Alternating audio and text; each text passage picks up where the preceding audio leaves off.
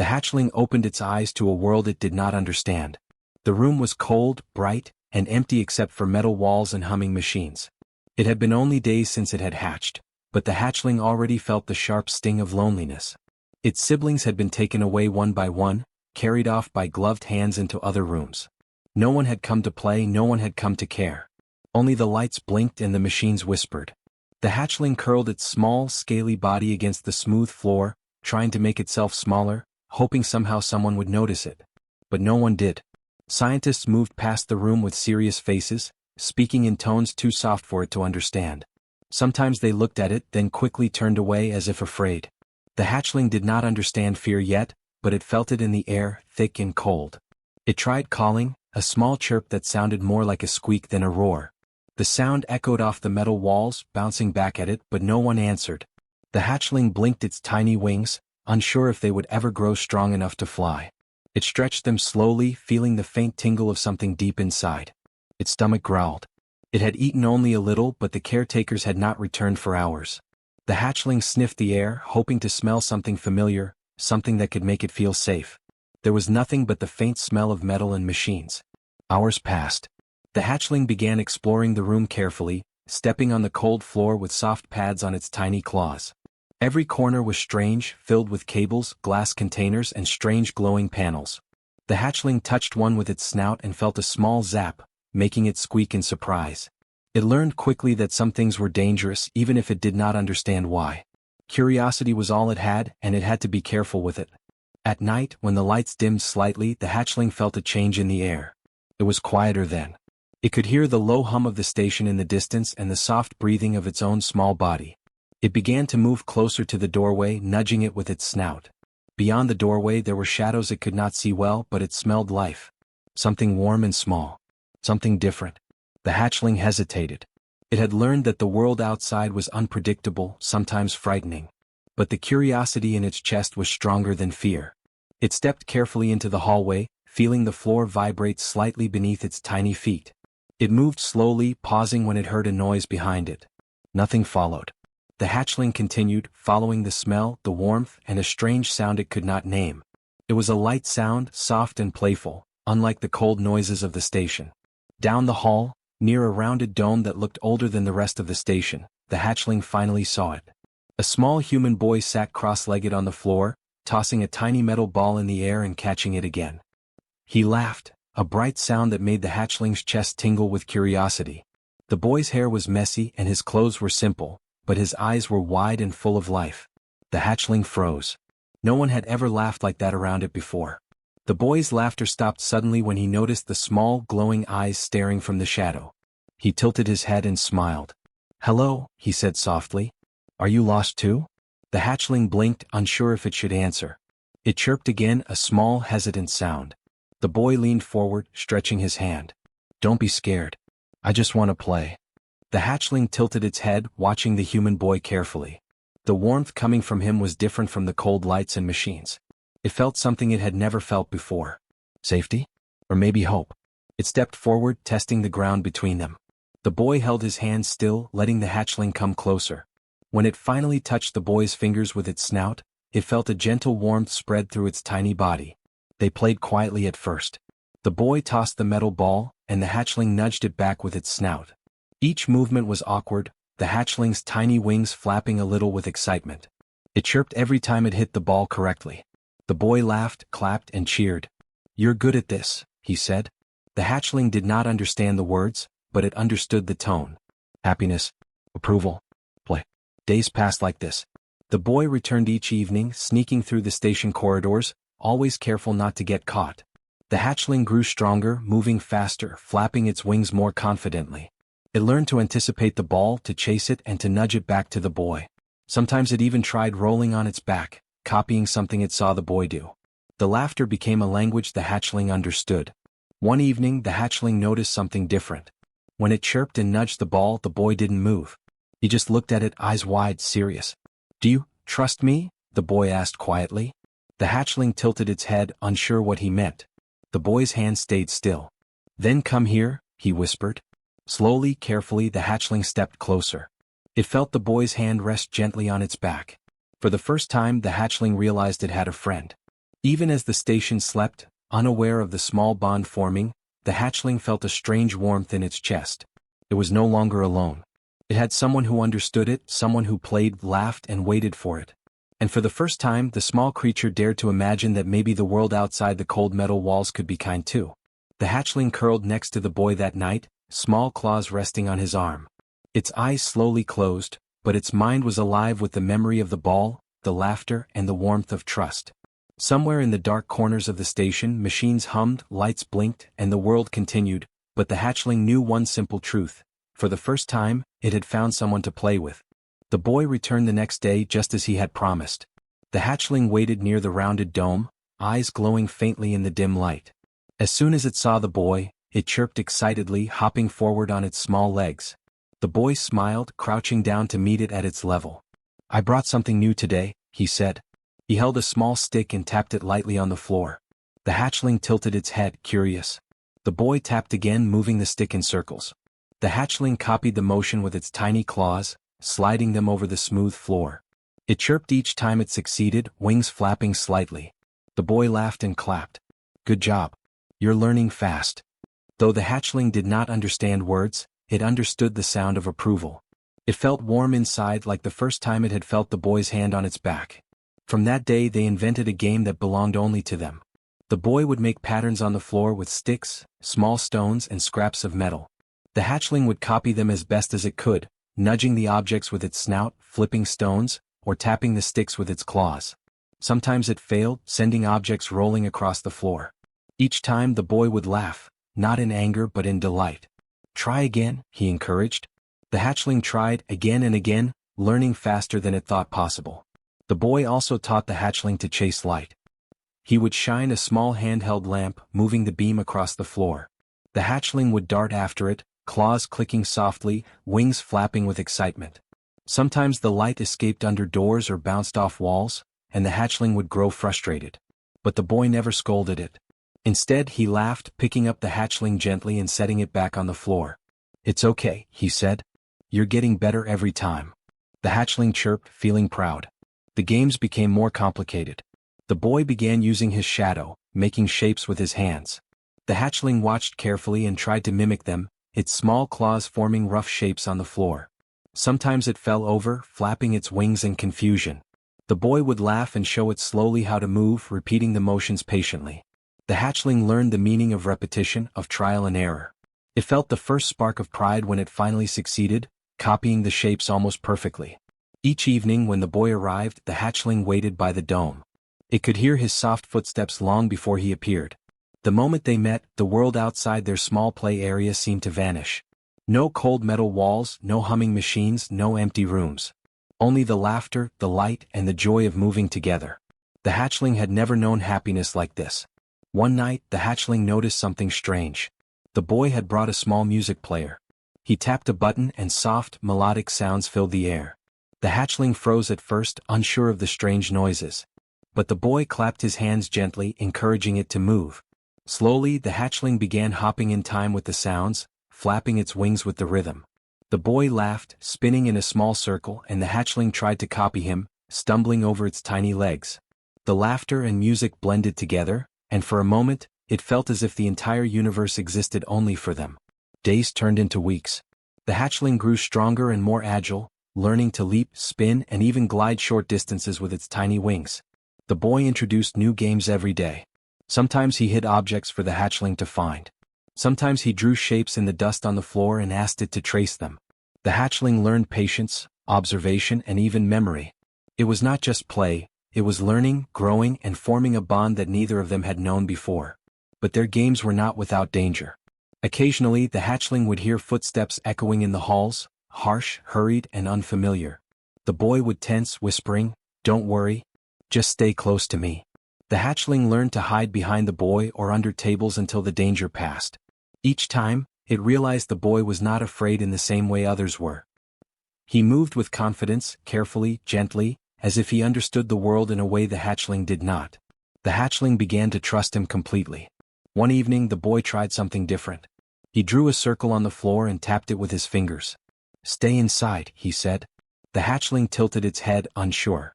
The boy tapped again, more insistently. Slowly, the hatchling stepped into the circle. The boy clapped, smiling.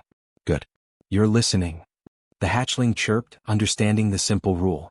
From that moment, the boy and hatchling invented many rules for their games, simple at first, then more complex as the hatchling learned quickly. Their bond grew deeper. The boy would speak to the hatchling in soft, quiet tones, telling stories about the stars, the planets, and life outside the station. The hatchling listened, its small glowing eyes reflecting the boy's words. It could not understand language fully, but it understood emotion. The boy's voice was always kind, always patient, always warm. The hatchling began to respond with small chirps, nudges, and gestures, learning a language of trust and friendship. The hatchling no longer felt alone. It had discovered joy, laughter, and trust through play. It had discovered that someone, small and human, could see it not as a creature to fear or study, but as a friend to play with. And it understood, slowly but surely, that games were not just games. They were a way to share life, to connect hearts, and to survive in a world that had so far offered only cold metal and empty rooms. As the night deepened and the stars twinkled beyond the station walls, the boy packed away the sticks, stones, and lamp. The hatchling followed him to the dome, curling at his feet. They both were tired but happy. The boy whispered, "See you tomorrow?" The hatchling chirped softly in reply. Tomorrow meant another day of games, of laughter, of discovery. It meant more time with someone who cared. And for the first time, the hatchling believed that play could be a language powerful enough to bridge worlds. The next morning, the hatchling waited by the dome, eager for the boy to arrive. It chirped softly, tail flicking, wings twitching with excitement. The boy appeared as usual, smiling and holding a small bundle of toys. "Good morning," he said. The hatchling chirped louder, running forward, nudging the boy's hand. It felt a strange joy each time he came. But that day something felt different. The hatchling noticed a new sound, harsh and sharp, echoing in the hallways. It froze, ears twitching. The boy looked around, frowning. "Maybe it's nothing," he whispered, trying to stay calm. But the sound grew closer, accompanied by heavy footsteps.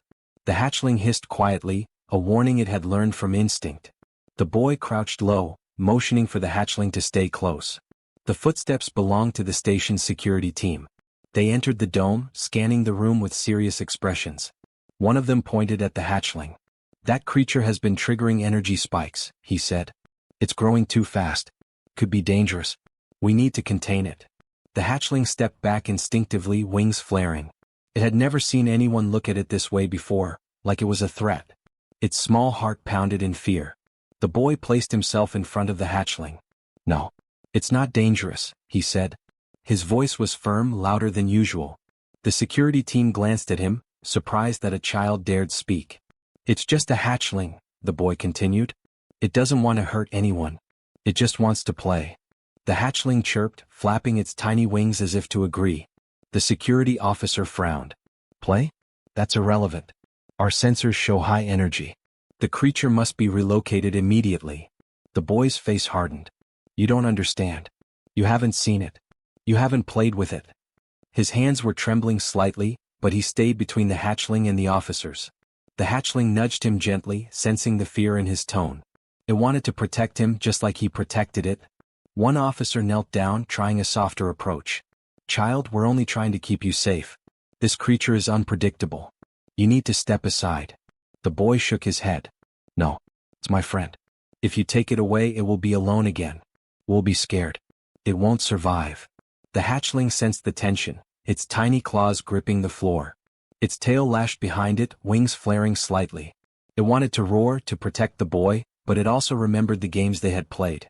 It remembered laughter, warmth, and trust. Instead of fear, it felt determination. It would not leave the boy's side.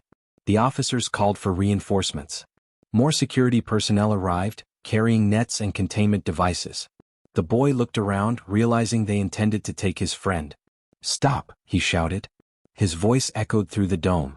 The hatchling hissed softly, stepping closer to him, wings flaring more boldly. It did not attack, but the display made the adults hesitate. One of the senior researchers arrived.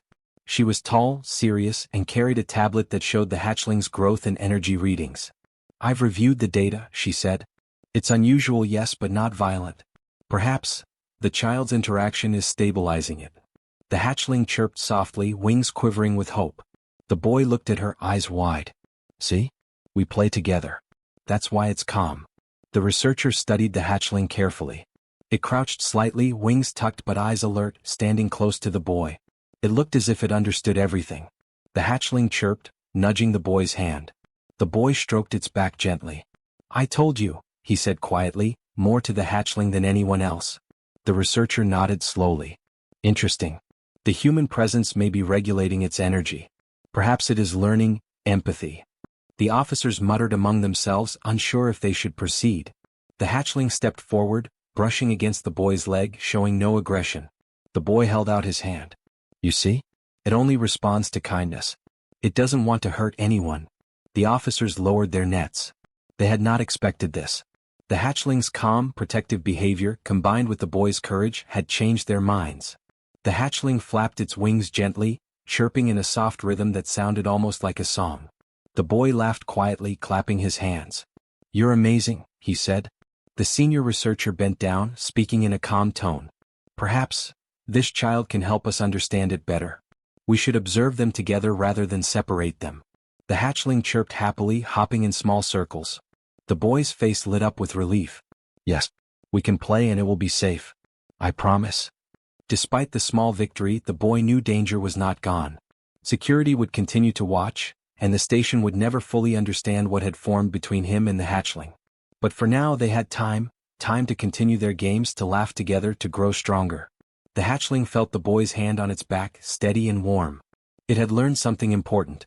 Even when adults interfere, courage and friendship could create a space where fear had no power. That night, the hatchling and the boy sat by the dome, watching the stars through a small viewport. The hatchling chirped softly, leaning against the boy's shoulder. The boy smiled, brushing his hand over the hatchling's tiny wings. "Tomorrow we play more," he whispered. The hatchling chirped in agreement, eyes reflecting the starlight. The station hummed around them, filled with humans and machines that did not understand their bond. But in their small corner, the hatchling and the boy had created a world of their own. A world where laughter, games and trust were stronger than fear, stronger than orders, stronger than walls. And though challenges would come again, the hatchling knew one simple truth. As long as the boy stood with it, it would never be alone again. For the first time, it understood the meaning of protection. Not through power or fear, but through courage, care, and the quiet determination to stand beside someone you love. And with that, the hatchling drifted to sleep, wings folded, knowing tomorrow would bring new games, new lessons and new moments of joy. The next morning, the hatchling waited eagerly by the dome. Its small glowing eyes scanned the hallway until it saw the boy approaching. He waved, holding a bundle of small toys. The hatchling chirped in delight and ran forward, tail flicking, wings twitching with excitement. For a moment, the world felt perfect. But that peace did not last. The hum of the station suddenly changed, and harsh footsteps echoed through the hallways. The hatchling froze, ears twitching. The boy looked up, frowning. "They're here again," he whispered. The hatchling stepped close to him, wings flaring slightly. It could feel the boy's tension, the fear that came from knowing the adults might take it away. The security team entered the dome, moving faster than before. This time they carried larger nets and containment devices. One officer stepped forward. "This creature is growing too fast. It's unpredictable. We cannot risk it roaming free." The boy stood his ground, hands on his hips, glaring at them. "No, you don't understand. It's not dangerous. It only wants to play." The hatchling chirped, flapping its wings to show agreement. It moved close to the boy, nudging his leg gently, ready to defend him. The officers hesitated, unsure. The hatchling had never attacked, but its display of wings and quick movements made them cautious. The boy took a deep breath. "If you try to take it away, it won't fight you. But I will." His voice was steady, firm, filled with courage that seemed far older than his small frame. The hatchling pressed close to him, sensing the strength in his words. It had learned that the boy's determination was stronger than fear. The boy knelt slightly, extending a hand toward the officers. "Please," he said quietly but clearly. "Just watch. Don't hurt it. I promise you'll see it's not a threat." A senior researcher arrived, tablet in hand. She studied the hatchling carefully, noting the patterns of growth, energy, and behavior. "I've reviewed the data," she said. "This creature responds differently to the presence of humans, especially this child. Aggression is absent when he is near. Perhaps the human's interaction is stabilizing it." The hatchling chirped softly, leaning against the boy. It had learned that his touch meant safety, and it trusted him completely. The boy looked up at the researcher, eyes shining. See? We play together. That's why it doesn't hurt anyone. It's learning from me, not fighting anyone. The researcher's expression softened slightly. She gestured to the officers to lower their nets. Interesting, she said. It appears the hatchling recognizes this child as a friend. It's a form of trust, perhaps even understanding empathy. The boy stood tall, chest swelling with pride. The hatchling flapped its wings once, then hopped into his arms. See? It listens, the boy said. It only knows how to follow kindness, not fear. You can't take that away. The hatchling chirped, nuzzling the boy's neck. Its small claws rested gently on his shoulders, wings twitching. The boy smiled, brushing his hand over its glowing scales. You're safe, he whispered. I won't let them hurt you. The security officers murmured among themselves. They had never seen a creature act so calmly, so protective, without attacking. The hatchling's behavior was unusual, unpredictable, yet completely nonviolent. It moved only when the boy moved, chirped only when he laughed, and flinched only when he was tense. The boy's courage had become a shield, and the hatchling's trust had become proof. The senior researcher knelt down to the hatchling, speaking softly. Perhaps, observation rather than separation is better. Let them interact under supervision. We may learn from this unusual bond. The hatchling chirped happily, flapping its wings in agreement. The boy's eyes widened, a small smile forming. Yes, we can play and it will be safe. I promise we'll be careful. Even with the adults watching, the boy and the hatchling returned to their games. The boy rolled small stones on the floor, the hatchling nudged them back. The boy shone a small light across the floor, and the hatchling chased it, claws clicking softly, wings flapping. They laughed together, a soft, shared sound that echoed in the dome, filling it with life and warmth. The hatchling began to understand something new. It had learned that courage could protect even the smallest among them. It had learned that the boy's quiet insistence, his steady presence, could stop the adults from doing harm. It understood that friendship was stronger than fear, stronger than the loud voices and heavy footsteps that filled the station. Hours passed. The station hummed, machines whirred, and the adults observed silently. The boy introduced new games, small challenges, and gentle lessons. The hatchling learned to leap higher, move faster, and respond to signals it did not yet understand. It had learned to anticipate the boy's movements, to mirror his gestures, and to trust completely in his guidance. As the night fell, the boy packed away the toys, stones, and lights. The hatchling followed him to the dome, curling at his feet. Tomorrow, the boy whispered, we'll play more. The hatchling chirped softly, tail curling around his leg. It felt safe, happy, and understood. In the quiet of the dome, the hatchling realized a simple truth.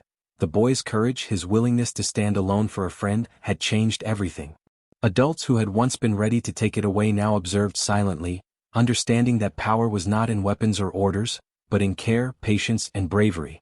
The hatchling curled against the boy, tiny wings folded gently, small chest rising and falling with calm breaths. Outside the dome, the station continued, filled with humans who did not yet understand the bond that had formed. But inside, in their small corner, the boy and the hatchling had created a world of trust, laughter, and protection. For the hatchling, it was a revelation. Strength was not about size or fire. Strength was about standing for someone even when no one else would.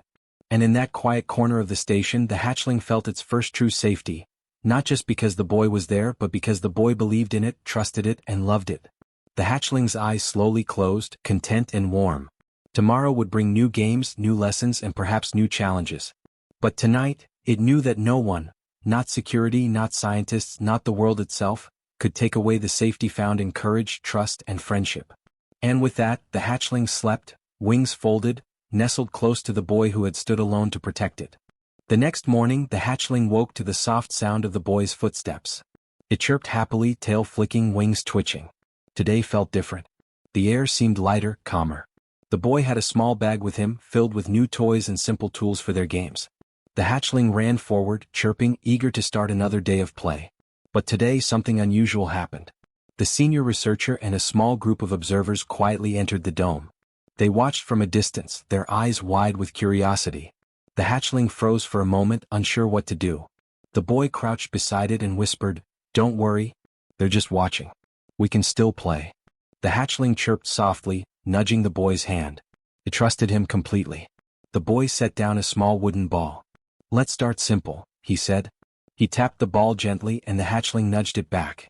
The observers watched silently as the hatchling chased, leaped, and flapped its wings with excitement. The boy laughed, clapping his hands. See? Nothing dangerous. Just games. Then the boy did something new. He drew shapes on the floor with chalk, forming simple patterns. The hatchling stepped into the first shape, hopping and spinning as the boy clapped. It chirped happily, copying the patterns as best as it could. The observers exchanged glances. The hatchling was learning, responding, and even showing patience. None of the data they had collected could have predicted this. For hours, the boy and hatchling played together. They rolled the ball, chased light, traced patterns, and jumped over small obstacles. The hatchling flapped its wings, chirped, and even nudged the boy's hand in encouragement. The observers recorded everything silently, noting the unusual bond between the human child and the starborn creature. One of the officers whispered to another, "I've never seen anything like this. It's like the child is teaching it something we can't measure." The senior researcher nodded. Empathy, trust, play, things we assumed were irrelevant to energy readings. But clearly they are changing the creature. The hatchling suddenly paused, tilting its head. It had noticed a small object rolling toward the edge of the dome, a loose metal cylinder from a machine. Normally it might have panicked, but today it acted differently. It ran, nudged the cylinder back, then returned to the boy, chirping softly. The observers gasped. It was protecting the space of play, not attacking, not fleeing. It understood boundaries. The boy laughed softly. "See? You're learning fast. You're amazing." He patted the hatchling gently. The hatchling flapped its wings in response, eyes bright with happiness. It realized something it had never understood before. Play was not just fun. Play was a way to connect, to learn, and to protect. The bond between it and the boy had grown into something stronger than fear, stronger than rules or warnings. The day passed with new games and new lessons. The boy showed the hatchling how to balance on small platforms, how to nudge objects in patterns, and how to respond to simple signals. The hatchling copied everything eagerly. It had learned patience, trust, and understanding. And through it all, it had also learned courage from the boy who had stood alone to protect it against adults and machines. As evening fell, the observers finally approached. The senior researcher spoke gently. "We have learned something important today," she said. "This creature is not dangerous. Its behavior is guided by kindness, trust, and interaction. We can see that humans can teach patience, empathy, and calmness, even to beings we thought were untamable." The officers nodded slowly, lowering their nets and containment devices. The hatchling chirped softly, nudging the boy's leg. It had learned that courage and friendship could change even the hearts of those who controlled power. It had seen that standing together could protect life without violence. The boy smiled, brushing his hand over the hatchling's tiny back. "Tomorrow we'll play again," he whispered. "And maybe teach them a little more about games." The hatchling chirped softly in reply, wings flaring in excitement. It understood that play was powerful, stronger than fear or orders. It had learned that trust could create safety, and laughter could bridge worlds. Over the following weeks, the hatchling grew stronger and more confident. It no longer feared the observers or the security teams. Instead, it moved through the dome with grace, responding only to kindness.